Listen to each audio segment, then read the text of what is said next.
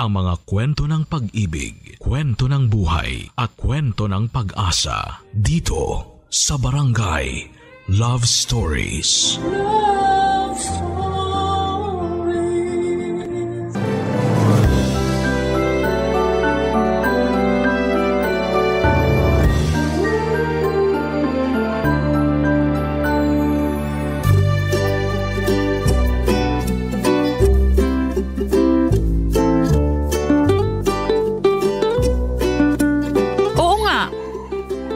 Hindi ako pwede this coming Saturday.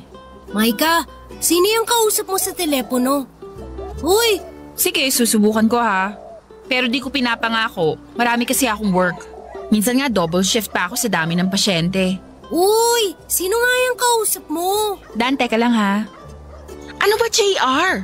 Di maganda yung ganyan ha? Kita mo nang may kausap ako eh. Nagtatanong lang naman eh. Eh di kung sinagot mo agad ako, eh di hindi na uli nagtanong. Para yun lang. Sige na nga, labas na nga lang ako. O Dan, sorry ha. Kulit kasi nitong kapitbahay namin na bata eh.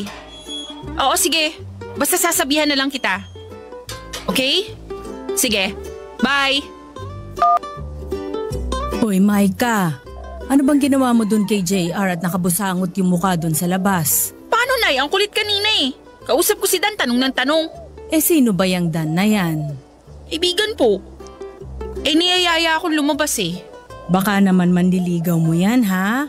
Aba Maika, tumigil-tigil ka muna. Ilang buwan pa lang nang lokohin ka ng Dante na yon, papasok ka na naman sa relasyon.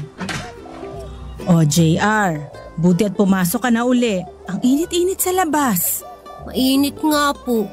Kaya pala kanina, kahit nasa telepono ka, yung ngiti mo hanggang tenga. Samantalang di ka naman nakikita ng kausap mo. Eh ano naman ang pakialam mo? Tsaka bakit ka ba sabat ng sabat dyan? Kala niya maganda siya. Bakit tingin mo gwapo ka? Oo naman. Maika, tumigil ka nga.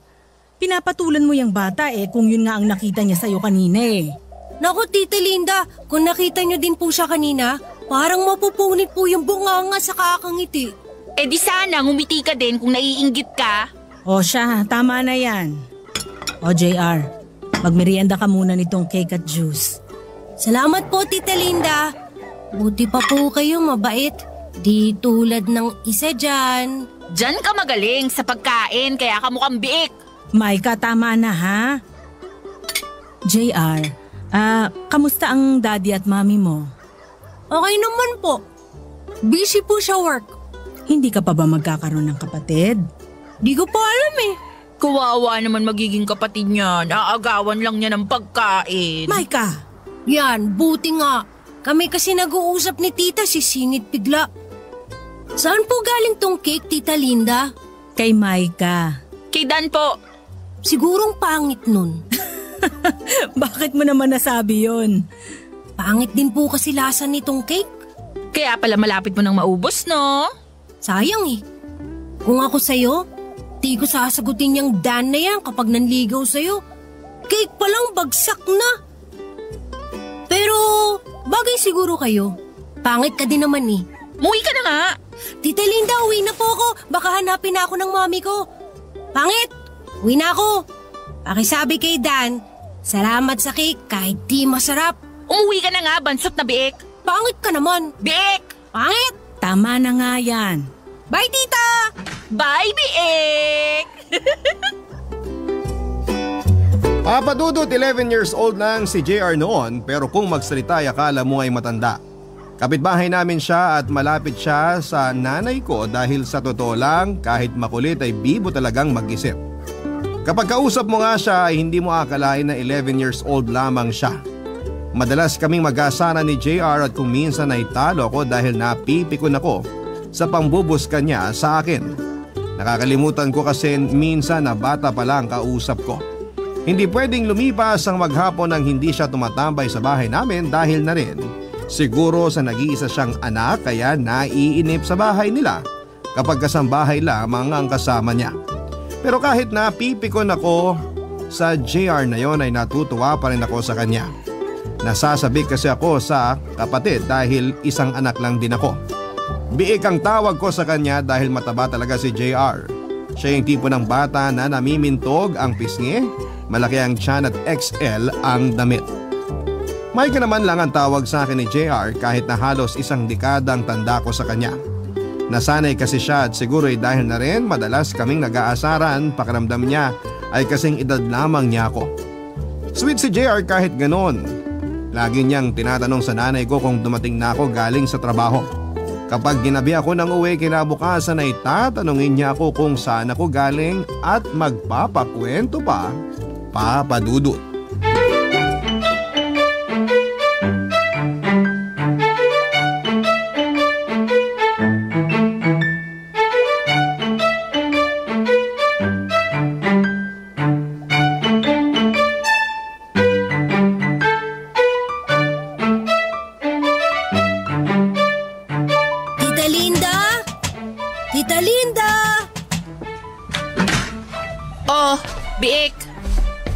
Nasaan si Tita Linda? Namalengke, bakit? Gabi ka na naman umuwi, no? Ano naman kung gabi na ako umuwi? Ito, ulam. Padala ni Mami. Thank you ah. Tumulong ako sa pagluluto niyan. Naku, di ang sama ng lasa nito. Yabang mo. Kung nga, di ka raw marunong magluto, sabi ni Tita Linda eh. Pasok ka? Wala. Hindi ka busy? At bakit? May tatanong lang ako sa'yo. Kaya lang, huwag mo kong asarin ha. Ano naman yon? Nakakaasar naman to. Di pa nga ako nagtatanong, tumatawa ka na. Na nga lang, uwi na ako. Di balin na lang. Ito naman no, niloloko ka lang eh. Ano ba yan? Tungkol sa school nyo?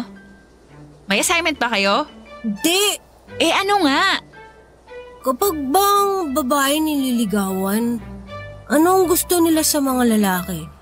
Yung totoo ha? Uy, may crush ka no? Naku, uwi na nga ako. Nagtatanong ng matino, aasarin mo. Grabe ka. O sige na nga. Iba-iba naman kasi mga babae. Iba-iba ang gusto namin. Halimbawa ikaw, anong gusto mo? Ako? Ang gusto ko syempre, yung mabait, maalalahanin, magaling magpatawa, gwapo, matangkad, at saka matalino. Ganun ba si Dan? Medyo. Di sasagutin mo siya para maging boyfriend mo. Pinag-iisipan ko pa. Pakilala mo naman ako sa kanya. At bakit? Wala, gusto ko lang siya makita at makilala. Masama ba yun? Sige, kapag nagpunta siya dito, papakilala kita. Sabi mo yan ha? Oo nga. O ano pa yung tanong mo? Wala na, yun lang. Kawawa naman yung liligawan mo. Yabang mo. Uwi na nga ako, kakain na kami. Mag-diet ka para sagutin ka ng liligawan mo. Oo na. Pakilala mo din sa akin ha kapag napasagot mo na. Sana. Na, baka pati siya asarin mo. Hindi. Mas gusto ko na ikaw lang ang inaasar. Ewan ko sa'yo. Uwi na nga ako. Tira mo si Tito Linda niyang ulam ha. Baka ubusin mo. Di naman ako katulad mong matakaw eh. Oo na, matakaw na. Cute naman. Diyan ka na nga. Mas masarap kumain kaysa makipag-asaran sa'yo. Kainis. Pikon! Papadudot na gulat ako sa tinanong sa akin ni JR tungkol sa panliligaw at kung ano raw ba ang nagugustuhan ng isang babae sa isang lalaki. Akala ko ay para lang siyang matandang mag-isip pero laro pala rin ang nasa utak niya. Yun pala ay nagkakagusto na rin siya sa batang babae. At hindi lang basta crush dahil parang gusto niyang ligawan. Araw-araw akong kinukulit ni JR tungkol sa bagay na yon. Tinatanong niya kung ano ang maganda niyang gawin para mapasagot ang isang babae. Nagpapaturo din siyang magsulat ng love letter. Ang gagawin ko ay susulat ko sa isang papel at ang gagawin naman niya ay kokopyahin niya sa ibang papel. Usong-uso pa noon papadudot yung stationery na iba-ibang hugis at design. Yung iba nga ay may amoy pa. Nag-iipon din daw siya para makabili ng panregalo at ballpen na may amoy para daw mabango ang sulat niya kapag binigay niya ang mga love letters na ginagawa namin. Nakakatuwang makita si JR na kinikilig kapag binabasa na niya ang love letter na natapos ko. Naisip ko tuloy noong mga panahong yon kung paano kaya kung ang lahat ng lalaki ay katulad ni JR manligaw. Paano kung ang diskarte ng panunuyo ng mga lalaki ay tulad ng style ni JR. Ako ay kinikilig kasi totoong-totoo siya. Walang ibang halong intensyon kundi ang masabi lamang talaga niya ang nararamdaman niya. Baka kung uso na noon ang salitang sana all ay nasabi ko na sa kanya ng mga panahong yon, Papa Dudut, dahil sa sobrang pagkakilig na nararamdaman ko. Barangay Love Stories. Barangay Love Stories. Ilang linggo pa ang nagdaan, Papa Dudut, at parang nagkaroon na kami ng session talaga ni JR tungkol sa mga diskarte niyang panliligaw, pero ayaw pa rin niyang ipakilala sa akin ang babae. Kapag na lang daw napasagot niya sa kanya sa akin ipapakilala. Sinabihan pa niya ako na secret lang daw namin yon at huwag na huwag kong sasabihin sa parents niya at sa nanay ko. Tinupad ko naman yon dahil ayaw kong mawala ang tiwala sa akin ni JR kahit kasi malayo ang agwat ng edad namin, Papa Dudut. Tinuturing ko naman kasi siyang kaibigan at hindi lang basta batang kapitbahay namin. Kahit na panliligaw na ang madalas naming pagkwentuhan, lagi ko pa rin pinapaalala sa kanya na darating din ang tamang panahon para doon. At yun ang dapat niyang hintayin. Pero syempre lahat naman tayo ay dumadaan sa ganong stage. Kaya para maramdaman naman niyang kaibigan rin niya talaga ako ay support pa rin ako sa kanya. Pero hindi pa rin nawawala ang kanyang kakulitan. At ang isa pang kinukulit sa akin ni JR noon ay ipakilala ko daw siya kay Dan na manliligaw ko. Gusto raw niyang makilala para matulungan niya akong magdesisyon kung sasagutin ko ba ang nanliligaw sa akin o hindi. Pero Papa Dudut, kahit na ilang beses nang pumupunta si Dan sa bahay, sinasadya kong huwag sabihin kay JR dahil sigurado kung aasarin lamang niya ako. At baka pati si Dan ay asarin niya at nakakahiya yon.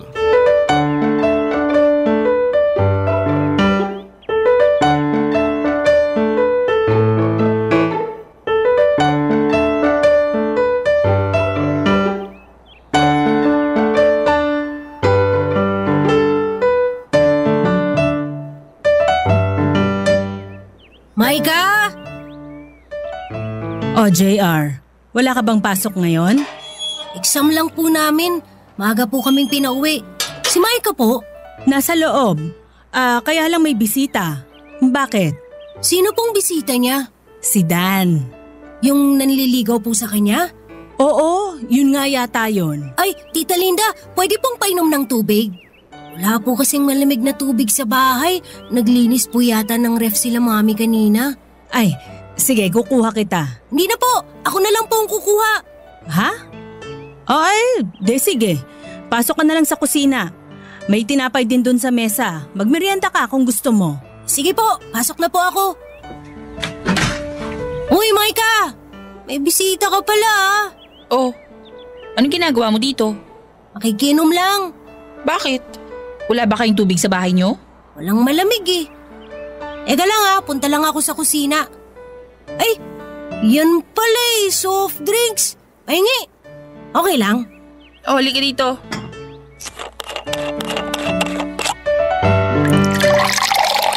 Oh, to. Iuwi mo na yung baso. Sa inyo mo na yan inumin. Dito na lang. Papagalitan ako ni Mami kapag nakita akong miinom ng soft drinks eh. Eh, bawal pala sa'yo yan eh. Hindi naman, huwag lang sobra. Kaya dito ko na lang iinumin. Paupo ah. Sino siya? Si Dan. Ah, siya pala. Ako si JR.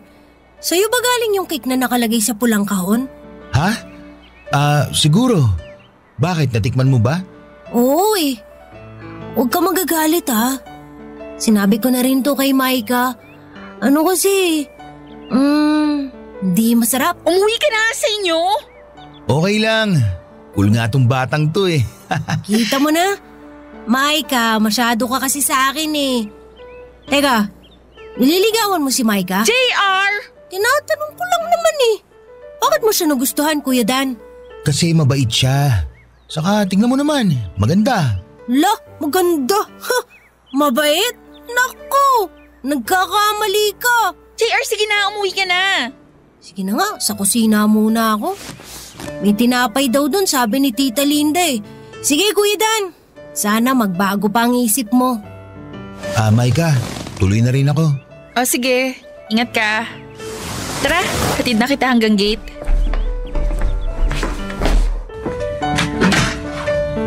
Nay, uwi na raw po si Dan. Mauna na po ako. La, huwag muna Kuya Dan, bata ka pa. Mapagbiro ka rin pala. Hindi joke yun, totoo yun. Ay tita, tuloy na po ako. O siya, sige. Mag-ingat ka, ha? Ingat ka, Dan. Bye. Ikaw talagang bika, lagi ka na lang nang-aasar eh. Ayan na naman kayong dalawa. Diyan na nga muna kayo at may aayusin pa ako sa kusina. Yun pala yung Dan. Tama ako. Parang yung cake niya lang, pangit. Pero kahit pangit ka rin, hindi pala kayo bagay. May mas bagay pa para sa'yo. Tumigil ka na ha, naasar na ako. Sabi mo sa akin kapag nagpunta yun, ipapakilala mo ko. Ba't di mo ako tinawag? Nakalimutan ko eh. Hindi pa ako nagpunta rito. Di ko malalaman na nandito pala yun. Huwag mo sagutin yun ah. At bakit naman, Aber? Bakit? Balak mo siya sagutin? Oo, sana eh. Huwag nga eh. Oh, ba't ka iiyak? Hindi ako iiyak. Iiyak ka na eh. Iiyak na yan. Hindi nga. Nakakaasar ka kasi. Inano ba kita? Oh, tutulo na yung luha mo. Hindi sabi ako iiyak eh. Eh bakit ka galit? Saka bakit ka ba kasi nagpunta dito? La, uwi na ako. O ito, bibigay ko yan dapat sa'yo kaya ako nagpunta rito sa inyo eh. Ano to? La, uwi na ako. Hoy, JR! Binibiro ka lang! O bakit naririnig ko na humihiyaw si JR? Ininis mo na naman yung bata, no? Ano ba yung binigay sa'yo? Hindi ko po alam eh, nakalagay kasi sa plastic. Teka po. Ah! Sulat. Chocolate. Teka po. Ito yung sulat na ginagawa namin eh. Ha? Ano? Wala po. Ito yung nilalaro namin. Ay, ewan ko sa inyo. Sige po, Nay. Pasok na muna ako sa kwarto. May gagawin po pala ako. Papadudot na gulat ako kay JR at kitang-kita ko sa mukha niya ang galit habang pinipigil niya ang pag-iyak. Pero mas nagulat ako nang tingnan ko ang laman ng plastic na ibinigay niya sa akin. Nandun yung mga love letters na sinulat ko na sinulat ulit niya sa stationery. Ginawa niya yon para sa akin. Ako ang sinusulatan niya. Nung una ay natawa ako pero habang binabasa ko ang sulat bago ako natulog ay bigla akong naawa kay JR. Noon ko lang naintindihan na kaya pala ganoon siya sa akin at ayaw niyang may nanliligaw sa akin ay dahil may gusto siya sa akin. Naisip ko tuloy na nasasaktan ko pala siya sa tuwing inaasar ko siya. Nasasaktan ko siya nang malaman niyang nililigawan ako ni Dan at mas nasaktan siya nang sabihin ko na bala kong sagutin ang nanliligaw sa akin. Papadudot Papi Love ang tumama kay JR. Hindi ko yun sinabi sa nanay ko dahil baka may ba ang interpretasyon niya. Tinago ko yon sa sarili ko. Matapos ang pangyayaring yon ay hindi na nagpunta sa amin si JR, Papadudot. Kapag tinatawag ko siya ay hindi niya ako pinapansin. Kapag pumupunta ako sa kanila, nagtutulog-tulugan. Ayaw niya talaga akong kausapin. Natakot tuloy ako na baka madala si JR na sumubok na manligaw o magmahal kapag nasa tamang edad na siya dahil maaga siyang nasaktan at ako pa ang nakapanakit sa kanya. Hindi ko alam kung paano babawi sa kanya pero sa nangyaring yon may napatunayan ako na ang pagmamahal ay walang pinipiling edad. Totoo ang lyrics sa isang kanta na bawat taong may damdamin ay may minamahal. Papadudot ilang linggo pa ang lumipas, pati ang nanay ko ay nagtataka na kung bakit hindi nagpupunta sa amin si JR. Natatakot din ako sa pwedeng maging epekto sa kanya ng mga nangyari. Pero wala akong maisip na paraan para mapalapit uli sa akin ang bata. Hinayaan ko na lang din muna, baka mas makatulong kung hindi kami nagkikita. Total ay bata pa si JR at iniisip ko na lilipas din ang nararamdaman niyang yon.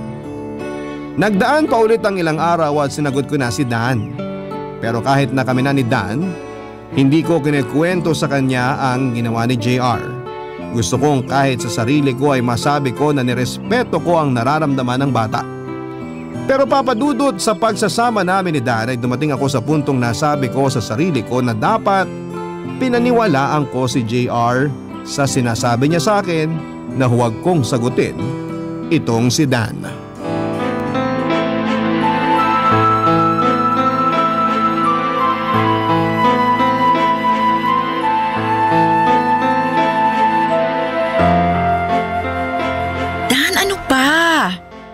Sinabi kong di pwede, di ba? Sabi mo mahal mo ako.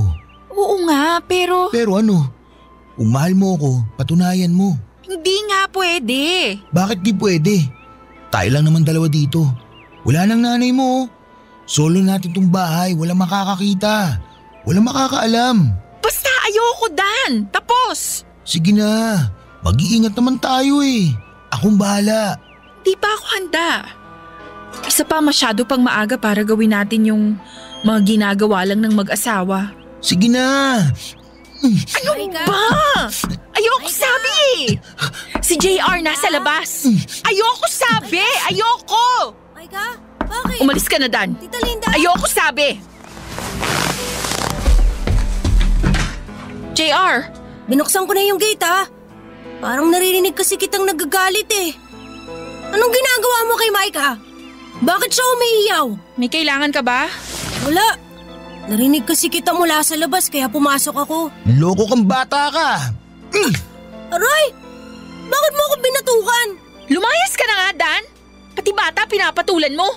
Malaki ka lang eh. Buisit. Buisit ka rin. Malis ka na raw. Di kayo bagay ni Maika. Pangit mo. Loko ka talaga. Gusto makatikim uli ng batok? Subukan mo para makatikim ka ng mag-asawang sampal. Gusto mo maghihiyaw ako dito at sabihin ko may ginagawa kang hindi maganda sa akin? Magsama kayo ng abnormal na yan. Diyan na nga kayo. Pangit! Alis! Nasaktan ka ba, JR? Okay lang.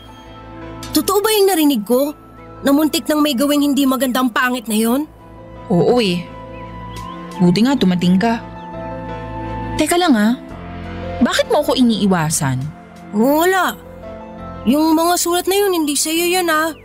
Kapangalan mo lang yun. Ayos lang yun. Kaya lang, JR. Siguro naman maiintindihan mo ko kung sasabihin ko sa'yo na… Nabata pa ako? Na maliit ako at mataba? Hindi naman yung maliit ka at mataba. Pero bata ka pa talaga eh. Kaya wait ka lang muna. Eh, kapag tumanda na ako… Malay natin. Pero sa ngayon, kalimutan mo muna yan. Okay? Eh parang kapatid na kita eh.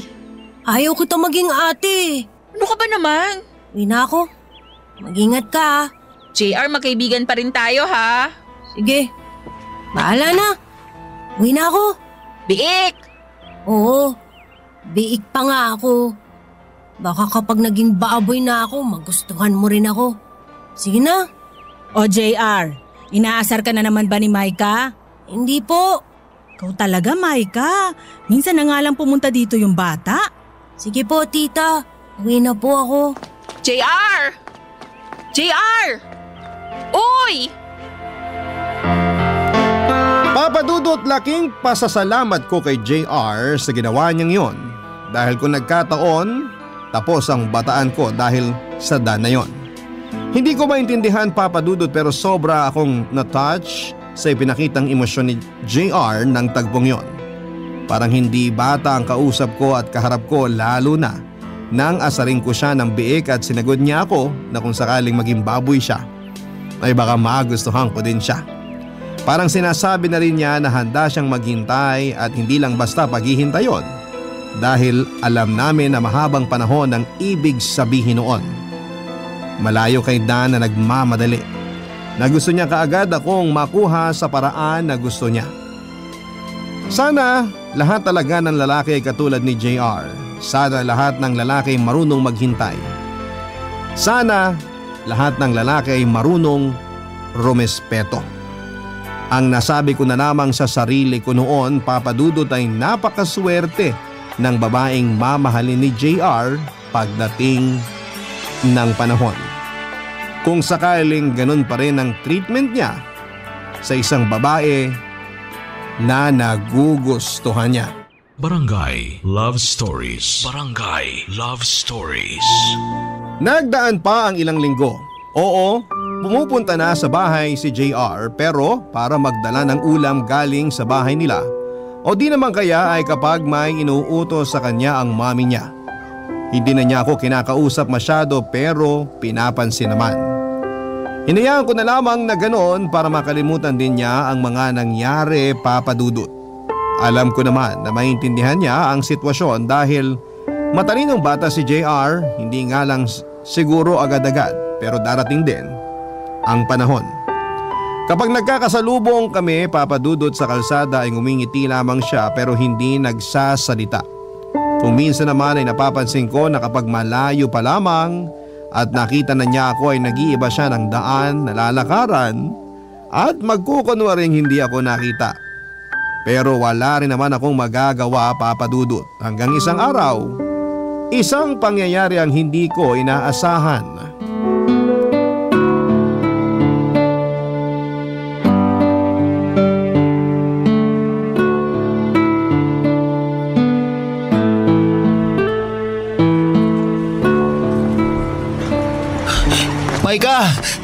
Maika!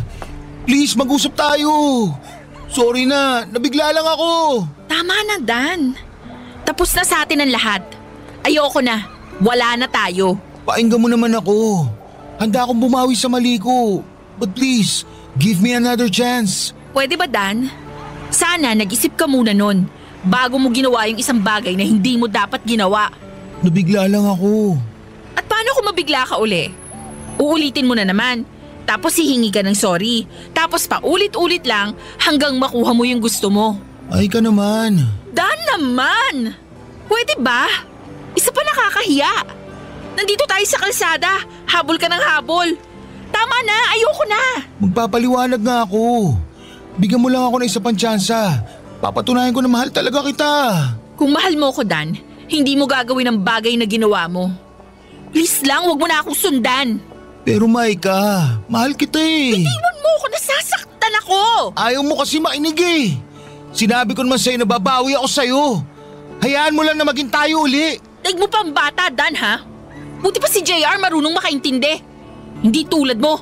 Ang init na ng katawan, ang kitid pa ng utak. Huwag mo ko ikukumpara sa biik na yun, Maika. Biik? Oo, siguro kasi matabang bata. Eh ikaw, baboy. Dahil sa ugali at ginagawa mo. Diyan ka lang! Huwag ka na susunod! Kung hindi, hihiyaw ako! Maika! Maika! Oy, JR! Hintayin mo ako! Sabay na tayo! Maika! Huwag kang susunod! JR! Sabay na tayo! Maika! Sabing huwag ka susunod eh! Maika! Sasakyan! Huwag ka tumawid! Maika!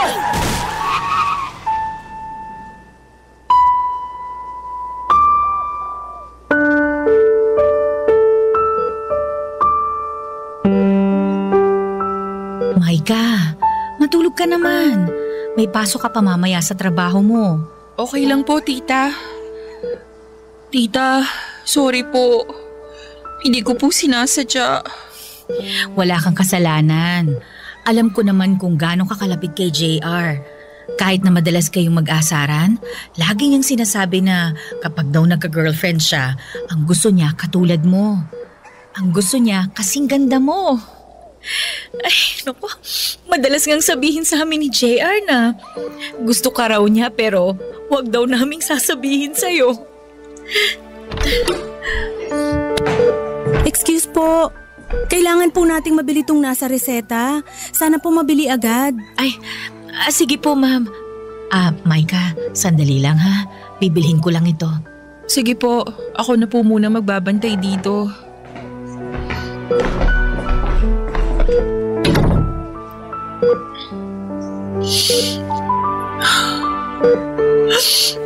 JR! JR! Uy! Biik! Kumising ka naman na! Di magandang pang-aasar yung ganyan Thank you Kasi naman masyado ka Gusto mo maging bayani lagi Kala mo naman matanda ka na. JR, ano ba? Huwag ka namang ganyan. Promise, gumising ka lang, hindi na kita aasarin. Gumising ka lang kahit anong gusto mong kainin, ililibre kita. Oy, kahit inaasar kita, mahal kita. Oy, JR! Maika, narinig ko yun. JR? Mahal mo ako. JR! Mahal kita, kaya ako ginawa yun Huwag ka masyadong magsalita. Pero kung ayaw mo talaga sa akin, okay lang. Maghahanap na lang ako ng kamukha mo. Tama na. Paglabas mo dito, nilibre kita lagi. Yung mga sulat ko, tago mo yun Kapag malaki na ako, basahin mo uli. Baka magustuhan mo na ako. Yung isipin mo muna, gumaling ka agad. Magpalakas ka. Huwag ka na umiyak. Pangit mo Ikaw nga dyan Sagwang tingnan ng bake na may sugat at benda.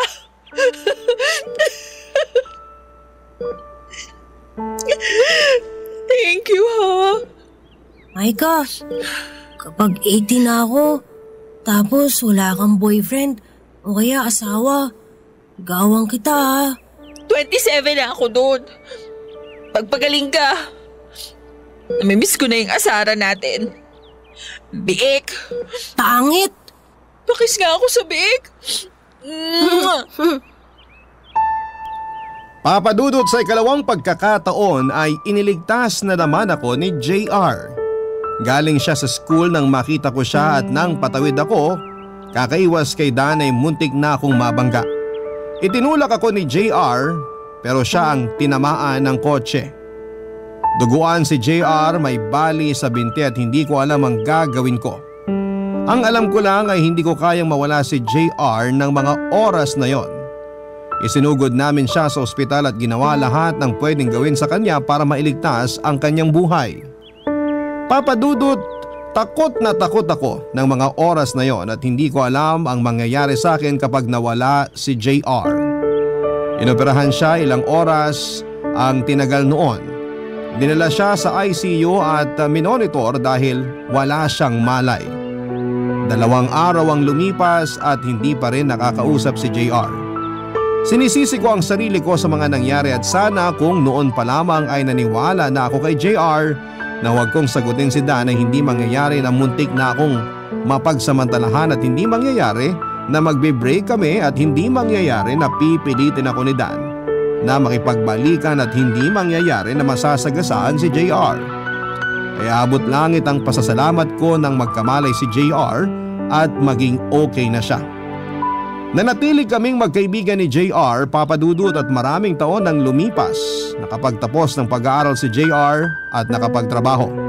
Tinulungan ko siyang makapasok sa ospital na pinagtatrabahuhan ko bilang dietitian. Mas naging close kami at ramdam ko pa rin sa kanya na may gusto pa rin siya sa akin. Nagka-girlfriend siya ng isang beses nurse na kasama rin namin sa ospital pero niloko siya. Ako naman ay hindi na rin nagkaroon ng swerteng love life ng mga panahong yon. Kaya naging buhay ko ay trabaho at bahay lamang, Papadudot.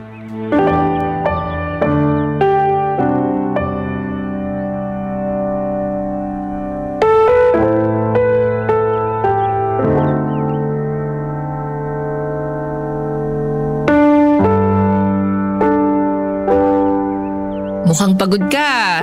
Buti nga't nairaos na ang birthday ko Oh Maika, nandun na yung mga iuuwi mo Naipagbalot na kita. Thanks, tita. O, maiwan ko muna kayo dyan ni JR ha? At magliligpit pa ako. Tulungan ko na po kayo. Ay, hindi na. Diyan na lang kayo. Kaya ko na yon. Tara tita, tayo na lang dalawa. Ako na nga. Sige na. Relax lang kayong dalawa. Sige po. Thank you Saan? Sa gift mong relo. Sus, ang arte ha. Happy ka ngayong birthday mo? Debut mo, 21 ka na. Oo naman. Masaya ako. Masaya ako kasi nagpunta lahat ng mahalagang tao sa buhay ko. Masaya rin ako kasi regular na ako sa work. Ay, nga pala. Thank you rin pala sa iyo ron ha. Wala yun. Kulang pa nga yun kung babalikan natin yung nangyari 10 years ago. Alam mo, sa totoo lang kapag naaalala ko yon, hindi rin ako makapaniwalang nagawa ko yun eh. Ako rin. Tapang mo ah. Siguro ganun talaga kapag mahalaga sa iyo yung tao. Willing kang isacrifice ang sarili mo. Sa edad mong yun, naisip mo na yun agad? Eh kasi, special ka sa akin. Alam mo, kung ngayon nangyari yon, baka inuntog ko sa muscle ko yung Dan na yun eh. Ang dami na ngang nag-iba sa'yo. Matipuno ka na. At medyo lumalim na yung boses mo. Alam mo, hindi ko akalain na magkakaganyan ang katawan mo. From biik to hunk. Lagi mo kasi akong inaasar na biik. Eh, kaya hindi ko na hinayaan na maging baboy ako paglaki. Pero ikaw… Pangit pa rin. Hindi. Maganda ka pa rin. Bola. Totoo. Walang nagbago sa'yo. Katulad ng feelings ko for you. Walang nagbago. 10 years ago, nagpatulong akong gumawa ng love letter sa'yo. 10 years ago, umiyak ako kasi pinagtawanan mo ko. 10 years ago, nagdasal ako na sana bumilis ang oras para tumanda na ako. Kaya lang, habang tumatanda ako, nakikita ko may mga nakikilala ka rin. Sabi ko, baka wala na. Baka di talaga pwede. Sorry pero every time na nakikipag-break ka sa nagiging boyfriend mo, kahit papano, nagkakaroon ako ng pag-asa. JR. Tapos sabi ko, kapag wala ka pa ring asawa o boyfriend kapag nag-21 na ako, ibibigay ko sa ito. Oh, ito. Ano to? Love letter. Na ako na mismo ang nagsulat. Hindi mo na itinuro. Basahin mo. Ngayon na? Oo, ngayon na. Para makita ko yung reaction mo habang binabasa mo. Ay, okay. Dear Micah, medyo nakakakaba itong gagawin ko pero wala namang masama kung susubukan. Sa'yo ko naramdaman ang crush tapos naging puppy love hanggang sa habang tumatagal, alam ko sa sarili ko na true love na yon. Ayaw kasing mawala eh. Tapos… Anong tapos? Putulo. Tapos, nandito ako ngayon sa tabi mo. At aaminin na hanggang ngayon, ikaw pa rin ang gusto ko. Di na ako biik. Di rin naman naging baboy. Pero tumataba ang puso ko kapag kasama ka. Sana, bigyan mo ako ng chance. JR. Wala ka na sigurong dahilan unless ayaw mo talaga sa akin. Pero… Sige, ganito na lang. Tapusin na natin tonight. Tatanggapin ko kung anong sasabihin mo. Chance lang ang hinihingi ko sa'yo. Kaya, pwede ba kitang ligawan? JR. Yes or no? Yes, pero… Pero ano? Pero bakit may ligawan pa? Eh hinihintay lang naman talaga kita na sabihin sa akin yan. Di mo ba napansin? 2 years ago ang last relationship ko. At umaasa rin ako na baka may nararamdaman ka pa rin sa akin hanggat wala ka pang girlfriend. Totoo? Ayaw mong maniwala. Kasi… Naniniwala ka na? I love you noon pa. I love you too. Sulit ang paghihintay ko. Thank you. Ito ang pinakamagandang regalo na natanggap ko. Salamat. Mahal na mahal kita. Papa Dudut, pwede palang mangyari na kahit malayo ang edad ng dalawang tao ay pwede kayong maging matalik na magkaibigan. Marami kayong matututunan sa buhay. May mga bagay kasi na hindi nakikita ng mga matatanda na mas malinaw sa mga bata. May mga bagay na naiintindihan ng mas matanda pero mas nakakaunawa pala ay ang mas bata. 33 years old na ako at si JR naman ay 24 years old, Papa Dudut. Kami pa rin ni JR hanggang sa ngayon at nag-propose na rin siya sa akin. Mukha naman akong bata kaya hindi naman ako naiilang kapag magkasama kami. Kung paano yon nangyari ay hindi ko rin po alam. Ang malinaw lang sa amin ay totoo ang nararamdaman namin sa bawat isa. Masaya kaming magkasama dahil nagsimula kaming magkaibigan, nag-aasaran at ngayon ay 2 taong totoong nagmamahalan. Papa Dudut, maraming salamat po kung mabibigyan ng pagkakataon na mapili ang kwento kong ito. Para naman sa mga nakikinig, wala talagang imposible kapag puso ang nagsalita. May sarili siyang lengguwahe na hindi kinakailangan ng edad at karanasan para magkaintindihan, basta wait ka lang. Ang inyong forever kapuso at kabarangay, Micah. Kwentuhan naman tayo dito sa comment section.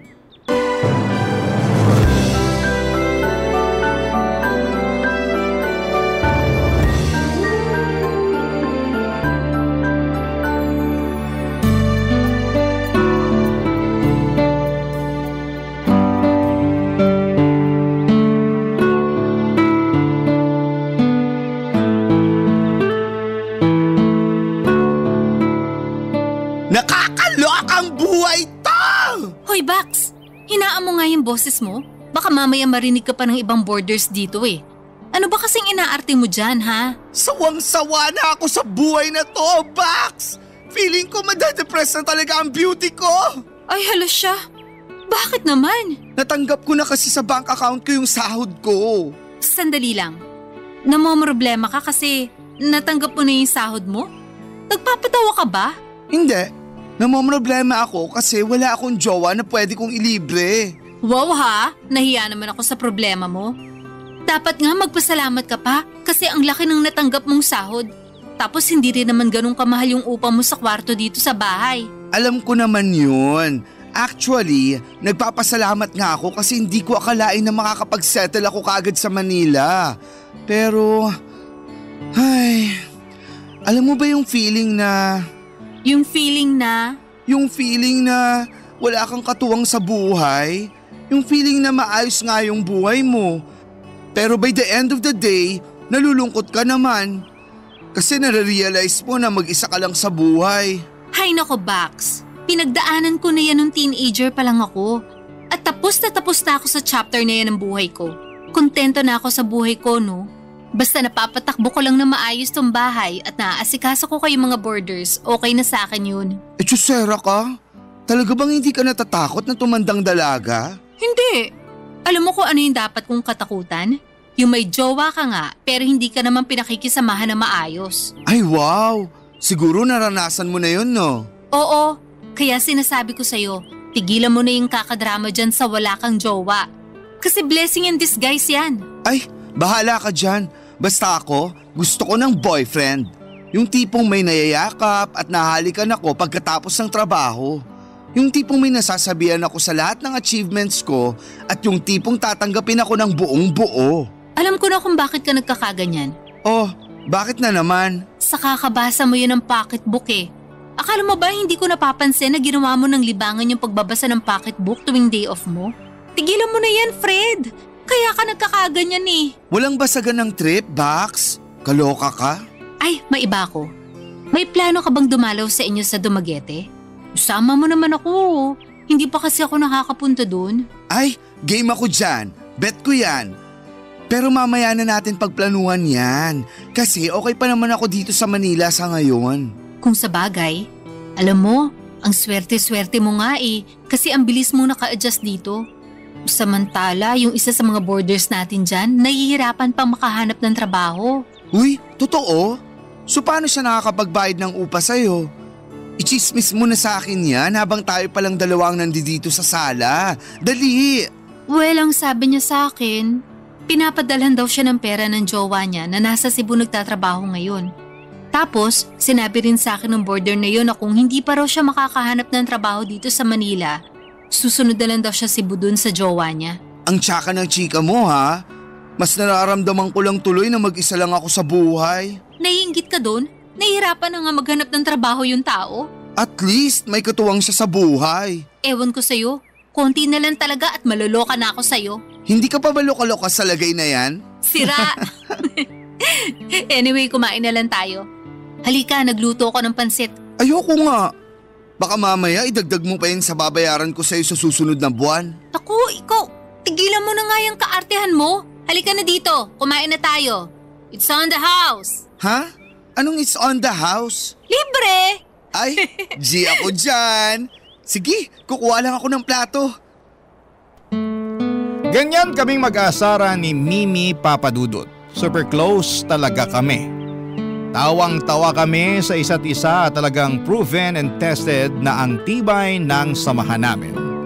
May isang pagkakataon pa nga na na-delay yung sahod ko pero agad akong pinahiram ni Mimi ng pera. At kapag may dumarating na parcel siya, Papadudut, at wala siya sa bahay, ako na ang nagbabayad. Tapos ay binabayaran niya ako kagad pagbalik niya. Talaga pong solid ang tiwala namin sa isa't isa. Pero aaminin ko, kahit okay naman ang kalagayan ko sa bahay ni Mimi, ay may mga pagkakataon na nararamdaman ko pa rin ang kalungkutan. Lalo na at wala akong jowa. Naiinggit ako tuwing nakikita ko sa Facebook yung mga kaibigan ko na mukhang sobrang saya sa mga love life nila. Parang gusto ko na rin kasing makatagpo ng katuwang sa bahay. Kasi feeling ko ay ready na ako. May maayos naman akong trabaho at kahit papaano'y hindi naman ako kapo sa pera. Hindi kami magkakaroon ng problema sa pera kung sakaling magkaroon ako ng jowa. Isa pa po, feeling ko talaga I have so much love to give. Pero wala akong mapagbigyan ng love na yon. Ang totoo ay medyo naging insecure nga po ako sa itsura ko kasi baka yun ang dahilan kung bakit hindi pa ako nagkakajowa. Sa totoo lang, akala ko talaga na mamamatay na akong matandang dalaga, Papadudut. Pero hindi ko akalain na magbabago pa pala ang lahat ng iyon. Isang araw, napagdesisyonan ko na mag-register sa isang dating app. Ang totoo niyan, ayaw ko sanang mag-register sa app na yon. Kasi alam ko na karamihan ng mga gumagamit ng dating apps ay naghahanap lamang ng panandaliang kaligayahan. Pero nang mga panahong yon ay wala na talaga akong ibang choice kasi hindi pa na-discover ang beauty ko. Pinatulang ko na talaga yung pag-register sa dating app na yon at tuwing day off ko ay wala na akong ibang ginawa kundi ang magbabad sa app na yon. At makalipas nga ang ilang linggo, doon ko na nakilala si Eman. Si Eman po ay tubong Bacolod at doon pa rin siya nakatira. Ang saya ko po tuwing nag-uusap kami at sobrang gaan ang pakiramdam ko tuwing nagchat-chat at nagtatawagan kami. Noong mga panahong yun ay ramdam ko talaga ang pagiging sincero ni Eman at kung gaano siya kabait. Guwapo din po si Eman, Papadudut, mala-artistahin ang mukha niya. Pero ang talagang nagpahulog sa loob ko ay yung kabaitan niya. At noong mga panahong yon ay unti-unti nang napapansin ni Mimi na nawawala na yung lungkot at depression ko.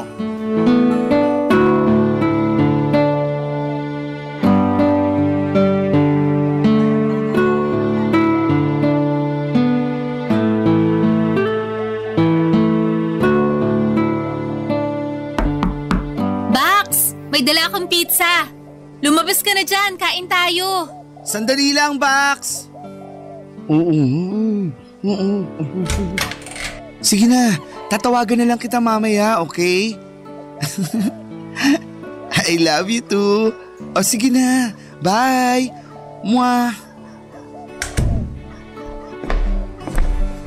Hoy, sino yung kausap mo? At bakit namumulay ang mga pisngi mo? Ayoko nga mag-share sa'yo. Baka asarin mo lang ako eh. Sige ka, pag hindi mo kunento sa akin yan, tataasan ko yung renta mo. Uy, ang ganid mo naman sa pera. Walang ganyanan, Box. Magkwento ka na kasi. Splok mo na, share mo na dali. Ay, sige na nga. May nakilala ako sa dating app. Totoo ba? Ano pangalan? Eman. Tigilan mo nga yan. Para ka namang bulate na binudbura ng asin eh. O sige na, magkwento ka pa. So ayun na nga. Nakilala ko siya sa dating app. Hanggang sa nahulog na yung loob namin sa isa't isa. Saan ba siya nakatira? Taga Mandaluyong ba yan? Hindi. Taga Bacolod siya. Perfect, di ba? 5 hours lang yung layo sa amin sa Dumaguete. Feeling ko talaga meant to be kami. Alam mo, Bax, sa totoo lang, natutuwa ako sa'yo. Kasi bihira lang kita makita na ganito kasaya. Pero sana naman, ingatan mo yung puso mo. Kung makapagsalita ka naman. Seryoso ko. Kilala kita. At alam kong sobrang rupok mo pagdating sa pag-ibig. Ang totoo niyan, kami na ni Eman. Ano? Kayo na? Pero huwag kang mag-alala kasi mabait si Eman. At nararamdaman ko talaga na legit at hindi fake news yung pagmamahal niya para sa akin. Kaloka ka naman. Bakla ka ng taon. Kilalanin mo muna yung tao bago ka makapagrelasyon sa kanya. Alam ko na ang lahat ng kailangan ko malaman tungkol sa kanya. At sinisigurado ko sa'yo na buo na ang desisyon ko na mahalin si Eman. Sige na nga, may tiwala naman ako sa'yo eh. Pero paano yan? Nasa Manila ka, nasa Bacolod siya. So, ano ang magiging setup nyo? Long distance relationship, ganon? Parang ganon na nga. Tiis-tiis na muna sa chat at video call sa ngayon. Ang totoo nga niyan, gustong-gusto ko na nga siyang makita. Pero ang layo kasi ng Bacolod eh. Hoy, alam mo, maganda yung naisip mo. Sige, luwas tayo ng Bacolod at makipagkita ka sa kanya. Tapos dumiretso na rin tayo sa Dumaguete para makapagbakasyon na ako. Kaloka ka talagang bruha ka. O sige, ipagpalagay na natin na makakapagbakasyon ka. Kung ganon, sino ang may iwan dito sa bahay? Paano yung mga borders mo, ha? Ano ka ba? Digital na ang mundo. Makikiusap ako sa mga border na ipadala na lang sa e-wallet ko yung bayad nila sa upa kung sakali. Gusto mo lang magbakasyon eh. Dinamay mo pa ako. Nakakaloka ka. Ikaw tong tubong Dumaguete, no? Alam nga naman pumunta ako doon ng mag-isa. Baliligaw pa ako niyan kung sakasakali. Sige na nga, pero tsaka na lang yan. Hindi ko pa kasi bet mag-travel ngayon eh. Ay, talaga ba? So, paano si Eman? Gaya nga nung sinabi ko, titisin ko na lang muna tong long distance relationship namin. Ay, nga pala, Bax. Bago ko makalimutan. Eto, bayad ko yan sa upa ngayong buwan. Uy, thank you ah. Mabuti ka pa palaging on time yung bayad. Samantala, yung isa nating border dyan, madedelay pa daw ng 1 week. Naku, ako pa ba? Hindi ako malilate sa bayad sa'yo, no? Marami kaya akong datong. Ang yaman mo naman. Mapapasana all ka na lang talaga. Hay nako, sa ating dalawa, ikaw kaya itong mas maganda ang buhay. At least hindi mo na kailangang umupa. Kasi sa'yo pinaubayan ng kapatid mo tong bahay na to. Yun na nga eh. Pinaubaya lang sa akin pero hindi naman sa akin tong bahay na to. Maswerte ka pa rin kasi hindi mo na kailangang umupa. Pero mas lalo akong suswertehin kung magbabayad sa oras lahat ng borders natin. Kalma yung wrinkles mo. Kumain na nga lang tayo. Lalamig na tong pizza eh. Nang mga panahong yun ay natutuwa ako kasi hindi ako pinagalitan ni Mimi. Kasi normally ay kontrabida talaga siya pagdating sa usapang pag-ibig. At palagi niya akong sinesermonan kapag nade-depress ako dahil wala akong love life. Pero sa halip na magalit si Mimi noong araw na yon ay tinanggap pa niya na may jowa na ako. Pero syempre, binalaan ako ni Mimi na mag-ingat pa rin daw ako kasi marami daw mga manloloko sa paligid. Lalo na sa dating app ko lamang nakilala si Eman. Ang totoo niyan, Papa Dudut, ay napaisip din ako sa mga sinabi ni Mimi. Kasi paano kung tama siya? Paano kung pinapahulog lamang pala ako ni Eman sa bitag niya? Paano kung laro-laro lang ang lahat ng ito at wala naman talagang balak si Eman na seryosohin ako? Paano kung ginagamit lang pala ako ni Eman? Bilang isang bakla ay hindi ko maiwasang mag-isip ng ganon. Kasi may mga kwento na maraming bakla ang mga niloloko lang na mga lalaki para sa pera. Pero habang tumatagal ang mga pag-uusap at chat namin ni Eman, mas lalo niyang napatunayan sa akin na seryoso siya. At hindi niya ako gagamitin at sasaktan ng isang aklang katulad ko. Tuwing lalabas ako ay palagi niya akong pinapaalalahanan na mag-ingat. Tapos ay palagi niya akong kinukumusta. At lagi din niyang sinasabi sa akin na kumain daw ako sa tamang oras. Alam ng Diyos kung gaano katagal kong ipinagdasal na magkaroon ng boyfriend at sa tingin ko si Emma na nga ang sagot sa lahat ng mga panalangin ko. Grabe. Kinikilig talaga ako tuwing nag-uusap kami ni Eman. Habang tumatagal ang mga pag-uusap namin ay mas marami pa akong natutunan tungkol sa kanya. Napag-alaman ko na sa Bacolod pala siya nagtatrabaho ngayon bilang call center agent at nakikita na lamang siya sa bahay ng pamilya niya. Nalaman ko rin na 4 sila na magkakapatid at nalaman ko rin na madalas mag-away ang nanay at tatay niya dahil daw sa pagiging babaero ng tatay niya. Hindi ko po maiwasang malungkot noong sinabi sa akin ni Eman yon. Pero syempre bilang isang supportive na jowa ay ginagawa ko ang best ko para iparamdam kay Eman na hindi po siya nag-iisa. Gusto ko na palaging maramdaman ni Eman na nandito lamang ako para sa kanya na maaari niya akong sandalan sa mga panahong nahihirapan siya at napapagod na siya sa buhay. Hay nako Papa Dudut, para talaga akong nasa isang fairy tale noong mga panahong yon. Parang ako yung bida at si Eman ang aking Prince Charming. Barangay Love Stories. Barangay Love Stories. Pero tulad ng karamihan sa mga fairy tale, syempre may mga dark moments din. Dumating ang araw na palagi na lamang umiiyak si Eman tuwing nagtatawagan kami. Napag-alaman niya kasi na hindi lang pala yung tatay niya yung may kabit, pati na rin daw yung nanay niya. At dahil dito ay unti-unti kong napansin na parang nade-depress si Eman sa bahay. Inamin din niya sa akin na nagsasawa na siya sa trabaho niya sa Bacolod at gusto na niyang mag-resign, Papa Dudut. Tandang-tanda ko pa kung paano ko siya pinayuhan na maghanap ng ibang trabaho at maghanap ng bagong matutuluyan.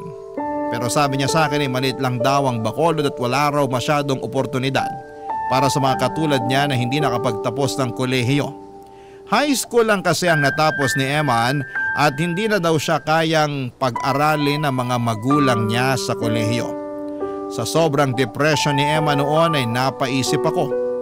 Paano kung kailangan lang niya ng bagong environment para hindi na siya malungkot? At dito ko naisip ang isang napakagandang plano. Inaya ko si Emma na mag-live-in na kami dito sa Maynila. Natuwa si Emma noong sinabi ko yon sa kanya kasi first time daw niya na makakapunta sa Maynila kung sakasakali.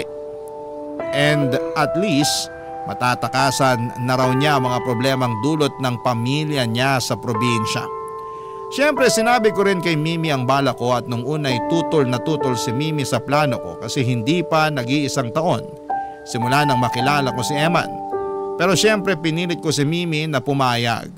At sa wakas ay pumayag din si Mimi na tumira si Eman kasama ko. At dumating na nga ang pinakahihintay ko. Sinundo ko si Eman sa airport at nagyakapan kami ng mga panahon na yon ng bonggang-bongga. Pagkatapos noon ay dumiretso na kami sa bahay at pareho na kaming hinarap ang bagong chapter ng mga buhay namin bilang isang ganap na couple na Papa Dudut.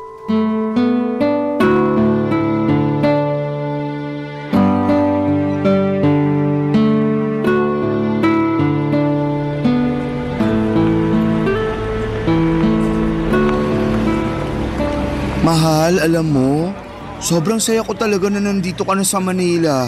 Ako din, mahal. Grabe pala dito sa Manila, no? Ang lalaki ng mga building.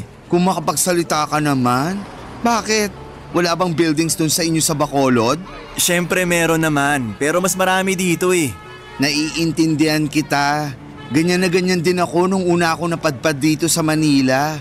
Pero masasanay at mauumay ka rin dyan. Oh, ayun na yung bahay oh. Ang ganda, di ba? Halika, pumasok na tayo. Hindi ba nakakahiya sa landlord mo? Sino? Si Mimi? Naku, huwag kang mag-alala. Napakiusapan ko na yun. At pumayag na siya na dalawa tayo sa kwarto ko.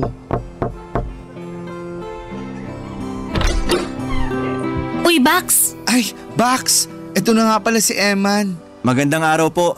Magandang araw din sa'yo. O halika, pasok kayo. Salamat. Wow! Ang ganda naman pala ng bahay niyo eh. Thank you. Pero hindi sa akin tong bahay na to. Kapatid ko talaga yung may-ari ng bahay. Sa akin lang pinaubaya. Ah, ganun po ba? Ay, mahal. Asan nga pala yung CR nyo dito? Naiihi na kasi ko eh. Yung pintuan na malapit sa hagdanan. Dumiretso ka lang. Thank you. Saglit lang ah. Jijingle lang ako.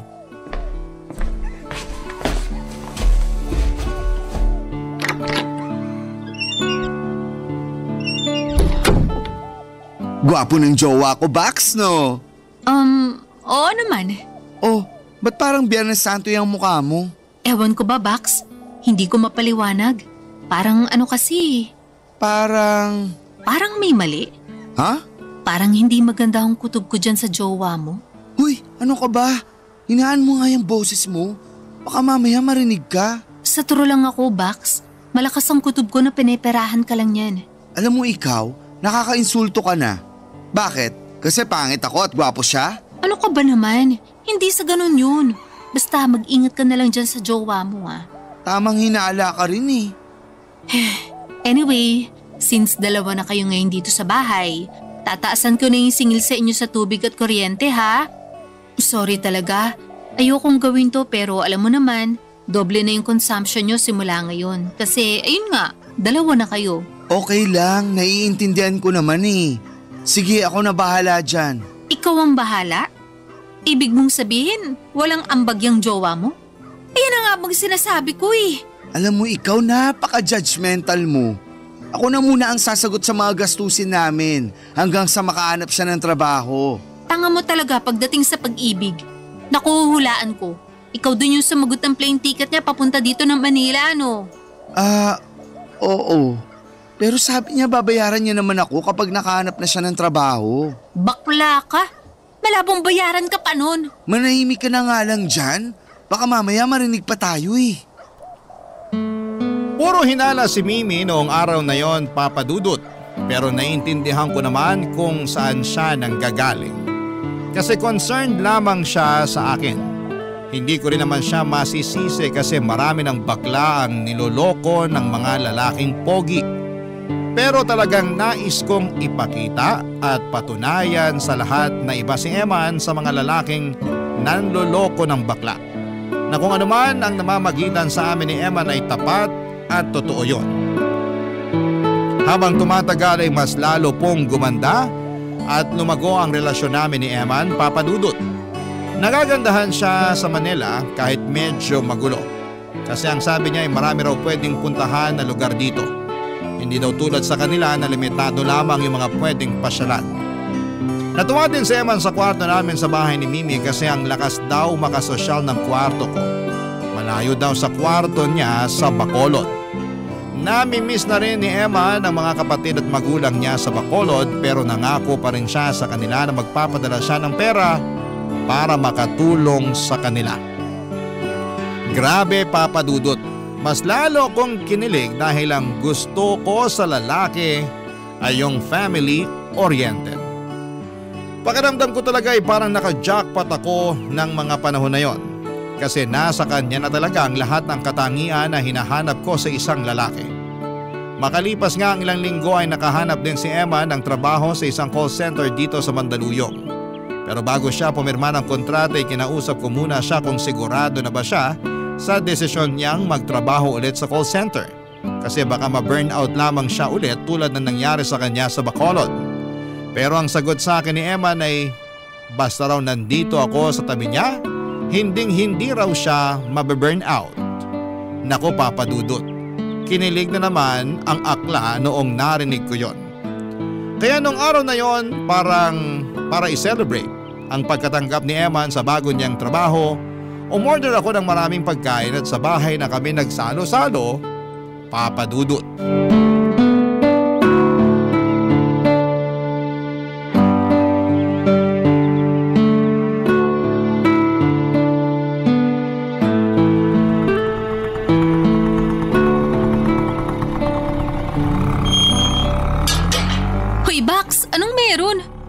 Ba't ang dami mong pinadeliver na pagkain? Natanggap kasi si Eman sa pinag-applyan niya na call center at kakapirma lang din niya ng kontrata. Kaya eto, bumili ako ng maraming pagkain para makapag-celebrate tayo. Sabayin mo na rin kami ha. Sigurado ako hindi namin mauubos to. Siyempre naman, aayaw pa ba ako sa libre? Pero seryoso, mabuti naman at nakahanap na siya ng trabaho. Nang sa ganun, hindi niya na kailangang iasa sa'yo lahat ng gastusin dito. Ikaw talaga? Pinaghihinalaan mo pa rin ba ang boyfriend ko? Maniwala ka sa akin.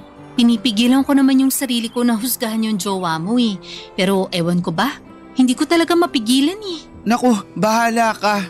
Basta pakitunguhan mo na lang ng maayos yung boyfriend ko. Okay na sa akin yon. Nga pala, nasan yung jowa mo? Nandun sa kusina. Naguhugas ng mga plato at inihahanda ang mesa. Sipag niya no? Halika na nga, kumain na lang tayo.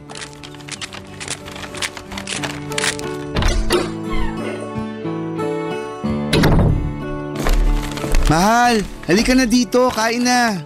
Sige mahal, sandali lang. Kukunin ko lang mga kubyertos.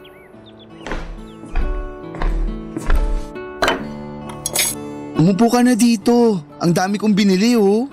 Ang totoo nga niyan mahal, nahihiya nga ako sa'yo eh. Oh, bakit naman? Kasi ang dami mo nang nagastos para sa akin.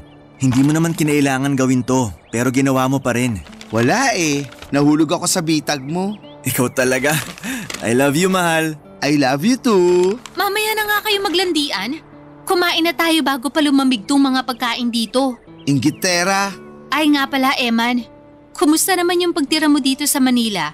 Nakapag-adjust ka na ba? Opo Miss Mimi. Nako, alam mo ba na ganyan din si Fred nung una siyang dumating dito sa Manila? Ang totoo nga niyan, bilib na bilib ako sa kanya kasi nakayanan niya mabuhay dito sa Manila na hindi humihingi ng tulong kahit kanino. Napaka-etsyosera mo talaga. Kumain ka na nga lang dyan. Ay hindi, totoo naman yung sinasabi ko, di ba? Lahat ng meron ka ngayon ay galing sa dugo at pawis mo. Ni minsan hindi ka ng apak o nanloko ng tao para lang gumaan ang buhay mo.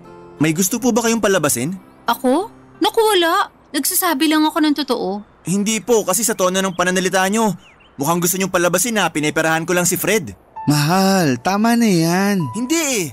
Nire-respeto ko po kayo bilang landlord namin at ni minsan wala ho kayong narinig sa akin kahit nakakaramdam na po ako na ayaw nyo sa akin. Pero sana naman wag nyo akong